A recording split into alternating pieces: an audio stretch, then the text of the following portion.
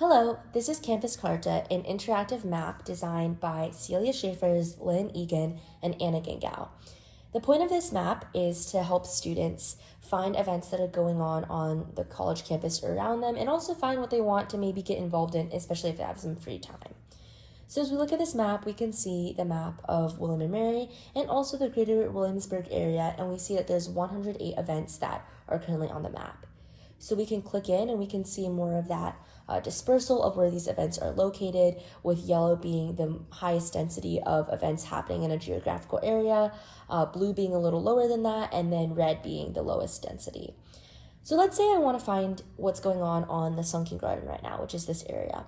I can either use the plus and minus buttons to zoom in and zoom out, or I can also just scroll in and scroll out. And I can also drag around to find a location that I want. So yeah, let's say I want to find what's going on the sunken garden, or what events are upcoming. If I click on the two, I see that there's, first of all, two events going on, but I can see that there's a multicultural festival happening on April 17th, and I can also see that the Alma Mater Productions is putting on an event on April 25th. Maybe I want to find something that's more recent, something that isn't happening next month. So I can also filter to today, and I see that there's 3 events happening today, and I can zoom in and see what those events are. So I see that, for example, there's this art show that's going on. I can also sort by category.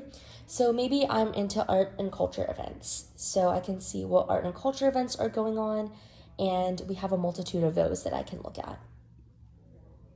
I can also check multiple boxes if, say, I'm interested in art and culture events that are also under the category of university life. Or maybe I want a community service event that's also under health and wellness.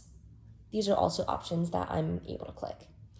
And then if I want to look up a specific host, for example, Alma Mater Productions, I can see that AMP, or Alma Mater Productions, is putting on an event on the Sunken Garden and also in the Sadler Center, and I can learn more about those events too. If I want to reset all, I can either unclick this or I can click the reset all button, and that should reset everything to the default.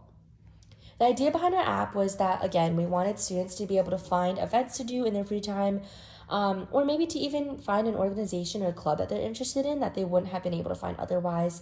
And we think that this idea will hopefully help students to be able to find community in ways that they might not have expected.